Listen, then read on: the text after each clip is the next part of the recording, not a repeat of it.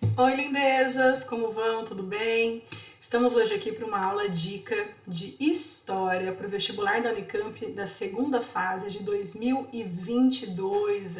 Gente, chegou, tá pertinho. Então vamos lá?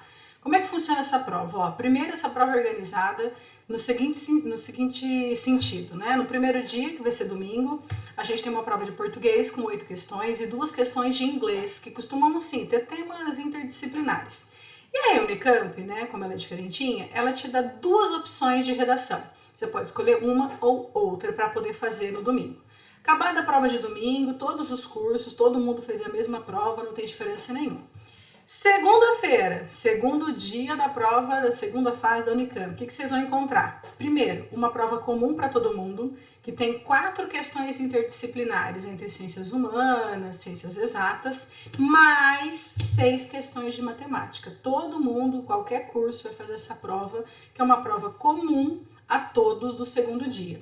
Só que ainda no segundo dia, a gente tem as provas específicas, e aí a gente tem, né, 3 possibilidades.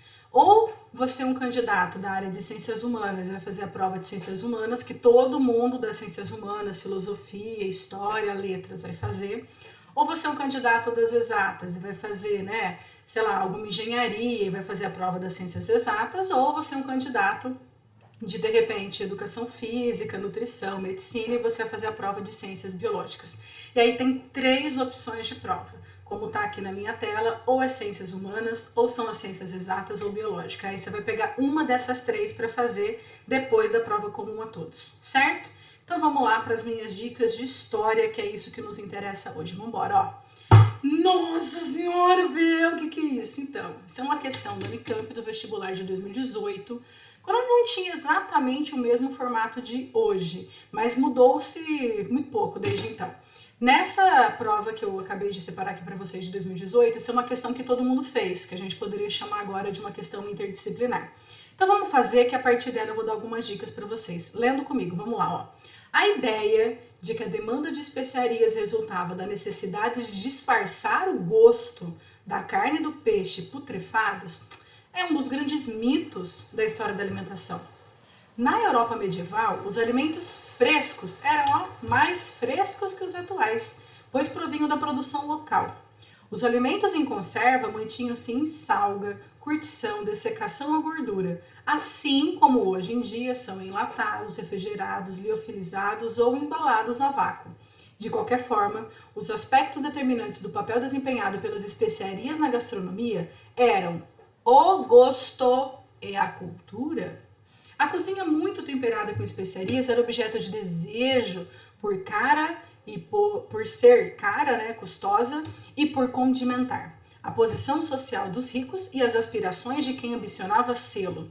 Além disso, a moda gastronômica predominante na Baixa Idade Média Europeia imitava as receitas árabes, que exigiam sabores doces e ingredientes fragrantes, leite de amêndoa, extrato de flores aromáticas e outras iguarias orientais. Texto do Felipe Armesto Fernandes, 1492, o ano em que o mundo começou. O que nós temos aqui? Algo que com certeza encontrarão domingo na Unicamp. Um tema de pesquisa recente, uma pesquisa que foi publicada em 2017, como vocês estão vendo, pelo menos o livro, né, do Felipe Armesto Fernandes, 2017, que nos traz uma informação que historiadores mais antigos não concordam. A historiografia antiga dizia que as especiarias elas eram para esconder o guesto é ótimo, né? O gosto dos alimentos que eram ruins, estragados, que era para conservar. E esse texto está claro, falou, não, bem, não é para isso não, isso é um mito. Na verdade, o que esse historiador está nos trazendo é uma novidade historiográfica, dizendo que as especiarias elas têm uma outra função, que eu li até mais destacado, que é o gosto e a cultura. Então tem a ver com uma questão de posição social, tem a ver com uma questão de diferenciação de classes e tem a ver com um paladar apurado. Então, a especiaria ela mudou de lugar. É isso que esse texto traz. E vocês vão encontrar isso na Unicamp desse domingo, não especificamente, porque domingo não tem a prova de história, né, gente? Mas enfim, na segunda-feira eu vou encontrar uma novidade historiográfica que você vai ter que se virar. E aí, o que vai aparecer? Na A, sempre uma questão mais simples, que o texto às vezes até te ajuda a construir a resposta. E na B, uma pergunta um pouco mais elaborada, que requer conhecimentos históricos, e aí você tem que articular esses conhecimentos com o texto. Então vamos para a pergunta. A partir da análise do texto e de seus conhecimentos históricos, A, defina. Defina é o que é. Defina o que são as especiarias e explique seu papel social na Europa medieval. A segunda parte, esse e explique seu papel social na Europa medieval, é o gosto e a cultura que eu destaquei no texto. Agora, o que são as especiarias? São ervas, são condimentos, como está entre aspas no texto, que eram usados na alimentação porque eles tinham um significado de gosto, de paladar e culturalmente representava a ascensão social. Então, o que tem que aparecer na sua resposta dessa pergunta aqui, ó, de 2018A? Que as especiarias são alimentos que condimentam, dão sabor à comida, aos alimentos, normalmente são ervas, né? E essas especiarias significavam na Europa medieval um gosto, um paladar apurado, e também isso era fruto de uma cultura, já que a utilização da especiaria representava uma classe social elevada, uma ascensão social. Isso é o que é cobrado de vocês no item A. Vamos para B? Explique como era feito o comércio de especiarias na Baixa Idade Média. Aí tem que saber a história, né? O que você tem que saber? Que a especiaria ela era normalmente produzida na Índia e ela vinha para a Europa normalmente por uma rota terrestre, que era uma parte da Rota da Seda, que muitas vezes vinha lá da China, né? Passava pela Índia, enchia os carregamentos com as especiarias, e normalmente essa rota terrestre ela parava em Alexandria, Alexandria tradicional no norte do Egito. Então, rota terrestre trazia essa especiaria da Índia através da Rota da Seda e parava em Alexandria. Aí o que acontecia? Navios de cidades italianas na Baixa Idade Média, né, que já estão fazendo comércio, a burguesia da Baixa Idade Média europeia, pegava os seus navios, ia até Alexandria por uma rota marítima, comprava as especiarias, trazia para cidades italianas, Gênova, Veneza, Florença, e a partir dessas cidades a gente tinha uma distribuição por outras rotas internas da Europa. Recapitulando, o que tem que ter então no item B? Tem que ter que as especiarias eram produzidas na Índia, vinham por rota terrestre até Alexandria, que fica no norte do Egito, e aí você tem uma rota marítima, que navios saindo de cidades italianas buscavam pelo mar Mediterrâneo essas especiarias, voltavam para cidades italianas e a partir daí distribuição para a Europa na Baixa Idade Média, como foi perguntado, certo? Essa é uma pergunta que a gente já conseguiu fazer e que vocês puderam perceber, então, uma dificuldade maior em elaborar e escrever tudo que são as explicações sobre como era feito o comércio de especiarias na Baixa Idade Média. Como que essa prova chega para você? Assim, a pergunta da Unicamp é: cada folha de sulfite tem a sua parte de pergunta e a sua parte de resposta, tá vendo? Aqui vocês podem ver, ó, eu tô com um pontinho amarelo, um quadro escrito resolução. Será considerado apenas o que estiver dentro deste espaço. Então, o que estiver fora você pode usar como um rascunho. Ô Bel, você nos orienta a fazer primeiro a lápis e depois passar limpo? Não! Não é necessariamente por conta do tempo, mas é para você já elaborando a resposta direto nesse espaço de resolução final. O que eu oriento antes? Riscar o texto, puxar setinhas no ar do que você vai responder, fazer tipo um projeto de texto de rascunho, mas não fazer uma resposta de rascunho, são coisas diferentes, né? Um projeto de texto tem palavras-chave que devem ser apresentadas depois na sua resolução. E aí, a hora que você for para a resolução, pega a caneta preta, né? A Unicamp que é a caneta preta, você vai levar a caneta preta para, na verdade, você vai levar umas 3, né? Vai levar a caneta preta e vai direto para a resolução. Normalmente, a prova da Unicamp tem espaço suficiente, não vai te faltar linhas, a não ser que você enrole. E normalmente na Unicamp a gente também tem tempo suficiente. Então, tempo e espaço não serão normalmente problemas a serem considerados para essa segunda fase, tá? E aqui o que nós temos? Uma outra questão do vestibular lá de 2020, que já está no formato novo, né? Qual que é isso, Bel, que você está falando? É que até 2019, gente, a prova da Unicamp, ela tinha 3 dias de prova. E aí ela modificou e passou a ter 2 dias de prova recentemente. É só isso, tá? É uma mudança que eram de 3 e foi para apenas 2 dias. E aí, como a gente já viu, né? Primeiro dia não tem história, mas a gente encontra história no segundo dia. Então vamos lá, ó. 2020. Leia atentamente o trecho da carta escrita em 1830. Informação importantíssima. Pega lá sua caneta preta, que não pode ser essa, né? E grifa, para você ter contexto histórico, 1830, por Simão Bolívar ao general JJ Flores. A partir da leitura de seus conhecimentos, responda às questões. Então vamos para o texto do Bolívar, aquele grande herói das lutas pela independência na América Espanhola, a esse senhor aí, que é um desconhecido na história, o general JJ Flores. Nossa, meu, menosprezo. Então, né, conhece? Então, é um general que governava na América Espanhola. Então vamos lá, frase de Simão Bolívar. Meu querido general, Vossa Excelência sabe que governei 20 anos, então já acabou a independência e o Bolívar está governando. E deles, tirei apenas poucos resultados certos. Primeiro resultado certo, a América é ingovernável por nós. Segundo, aquele que serve a uma revolução ara, né, no mar. A única coisa, terceiro, a única coisa que se pode fazer na América, ó, é emigrar. Quarto, esse país cairá infalivelmente em mãos da multidão desenfreada, para depois passar a pequenos tiranos, quase imperceptíveis, de todas as cores e raças. Quinto, devorados por todos os crimes extintos pela ferocidade, os europeus não se dignarão a nos conquistar. Sexto, se uma parte do mundo voltasse ao caos primitivo, este seria o último período da América. Adaptado do Simão Bolívar, escritos políticos, blá blá blá. O que nós temos aqui? Um Bolívar decepcionado, porque ele tinha um projeto que não está no texto, que é o projeto da União da América, que é o pan-americanismo. Essa América unida teria força para combater os imperialismos internacionais e o Bolívar achava que o formato político ideal seria a república para que mais pessoas discutissem. Aqui ele se decepcionou, né, gente? Porque, ó, para ele a América não tem como governar. Ele tá arando, né, que é um verbo usado na agricultura, arar a terra no mar. Não tem, né, ali no mar terra, então ele tá, tipo, chovendo no molhado.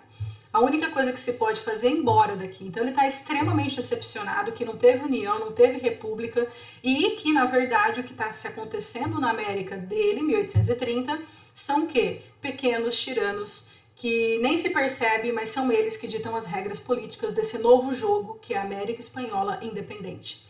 Qual que é a dica, Bel? Vai cair América na sua prova. Eu não sei se vai cair nas interdisciplinares, se vão cair nas 6 depois que... Nas 6 não, né? Mas pelo menos umas 4, 5 de história, né? Da prova específica.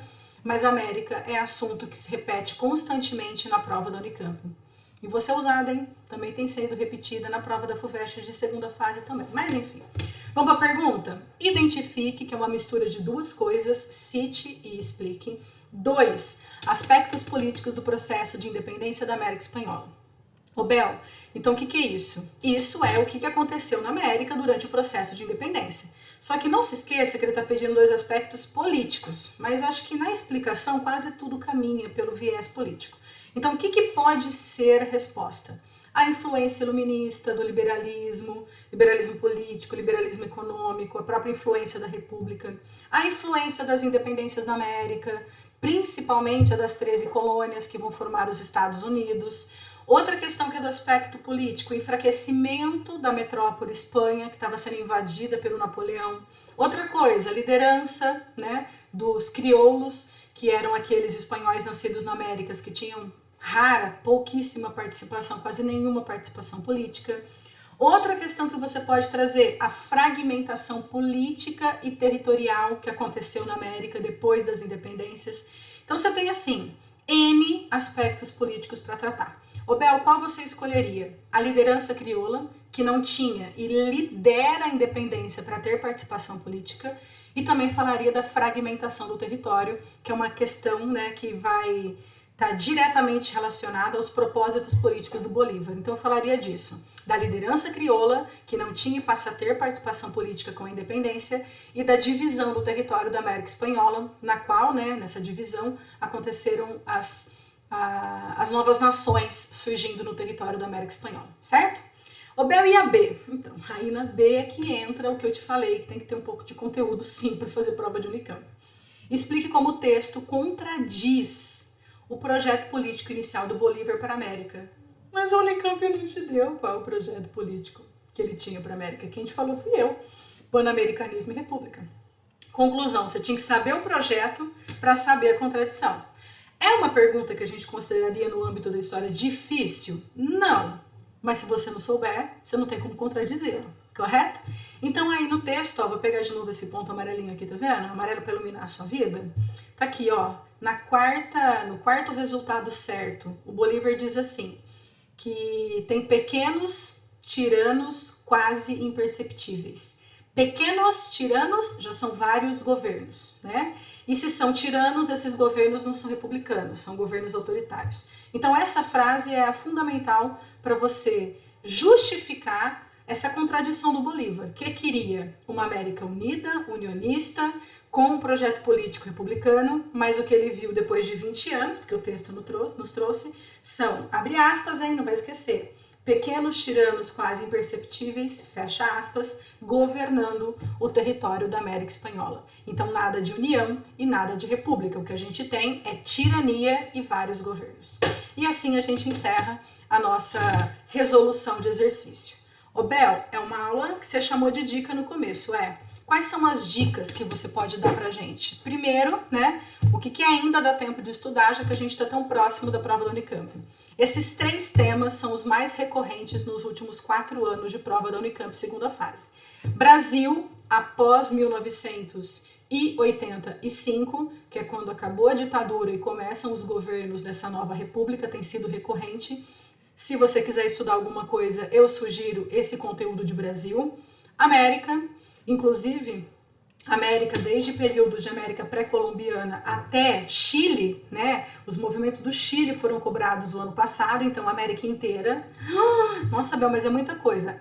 Mas é um assunto que você vai encontrar e se você for fazer a prova da FUVEST segunda fase, você encontra de novo, né? Então, um assunto para 2 provas que podem acontecer na sua vida nas próximas semanas. E a Europa moderna. A gente, inclusive, fez uma questão de Baixa Idade Média, falando de rotas, né? Quase uma Europa moderna que a gente estava vindo, finalzinho de Baixa Idade Média, a questão que eu fiz, mas a Europa moderna tem sido recorrente. Questões relacionadas às expansões marítimas, renascimento, mercantilismo, que esse início da Europa moderna também tem sido muito cobrado nos últimos anos, tá? Então esses são os assuntos, fica aí a dica para você poder ainda se dedicar para uma prova de segunda fase. A gente não faz milagre, mas a gente tenta orientar, né, os vestibulandos aí um pouco afobados nessa época do ano. Ô Bela, você acredita que alguma coisa possa cair? Acredito, mas é aposta, né, gente? Né? Aposta. Se eu tivesse jogado na Mega Sena eu tinha ganhado, mas eu não apostei. E eu não tenho o hábito de apostar, porque eu não acredito muito em jogo. Não é assim, então que você dança isso pra gente. Então eu trouxe porque eu acho que não foi muito cobrado nas primeiras fases, nem da Unicamp nem da FUVEST, e Semana de Arte Moderna está fazendo 100 anos em fevereiro de 2022. Então eu estou apostando nesse tema. Se você quiser dar uma olhada nesse contexto de Brasil de 22, café, República Oligárquica, movimento tenentista, Partido Comunista Brasileiro, né, tudo em 22 acontecendo, eu acho que fica aí um bom caminho para a interdisciplinar da Unicamp que vai acontecer na próxima semana, certo, gente? E aí, ó, te espero assim, ó, comemorando quando sair os resultados finais, os aprovados da Unicamp 2022. Gente, beijo, sucesso!